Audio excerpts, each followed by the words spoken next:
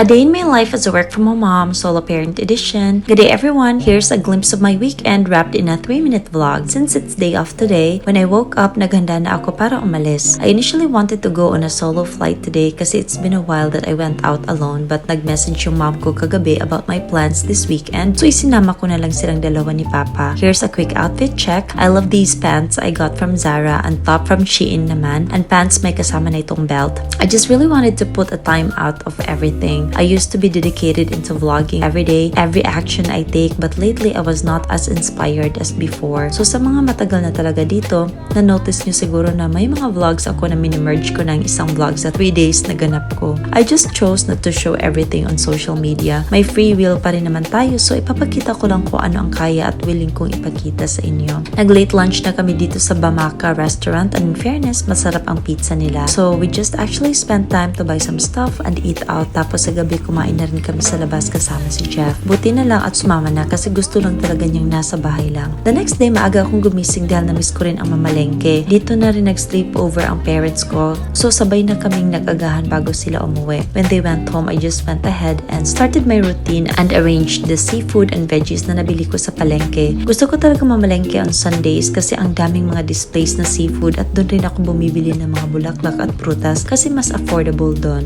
Bali, ang budget ko ngayong week sa palengke ay 2,000 pesos lang at marami na nga rin akong nabili. Pagkakasyahin ko yan at ang goal ko this December ay ma-lessen ang grocery expenses ko. Medyo malaki-laki rin kasi last month at umabot sa 15k tapos kami lang ni Jeff at Cookie. Pero okay lang naman kasi alam ko naman ang quality ng pagkain na kinakain namin. Sa ngayon, lulutuin ko ang isa sa paborito naming seafood ni Jeff. Itong aninikad at ginisa ko lang to.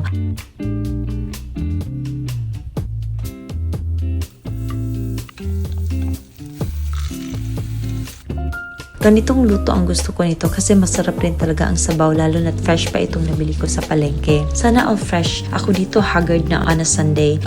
Nagprito rin ako ng isda at solve na ang pananghalian namin. Ang saya ni Jeff nito. Nung buntis kasi ako, isa to sa palagi kong kinakain. Later in the afternoon, nagpaalam na kami ni Cookie dahil nag-aya ang kapatid ko na mag-free diving kami. Ako naman na matagal nang hindi nakapunta sa dagat, kaya few minutes away lang, nag-go kaagad ako, and it feels so good to be back in the ocean. May times na natatakot ako when I go deeper, pero I conquered it and will still work on it. Ito naman si Jeff, napaka-fearless. Siya talaga ang desidido mag-dive at gusto pang sumisid sa ilalim. Ayaw pa niyang sumama, pero nung makapag-dive na kami, gusto pa niyang mag-extend at ayaw pang umuwi nang matapos kami. I always want to do different things on weekend. Yung hindi ako nakatali sa routine ko. Kaya this is another good weekend for me. Kayo rin ba? Ano ang ginagawa niyo on weekends? Minsan kasi gusto ko rin na nasa bahay lang. Minsan nabubunot rin ang pagka-extrovert kong personality kaya lumalabas minsan. Anyway, for dinner nagluto lang ako ng chili crab at maliit lang nga itong crabs na nabili ko, pero okay lang kasi malaman naman. Ganitong luto ang gusto ko sa crab, or minsan steamed lang tapos sinasawsaw sa sukang pinakurat. Naku, ang daming rice talagang nakakain. After dinner, I finally had time to replace my flowers. Ilang weeks na rin na hindi ko to napalitan at nalanta na nga, so I'm happy that this weekend was productive for me. Now I can finally relax and sleep really well tonight dahil walang work. And that's all for today. Thank you so much for watching. Bye!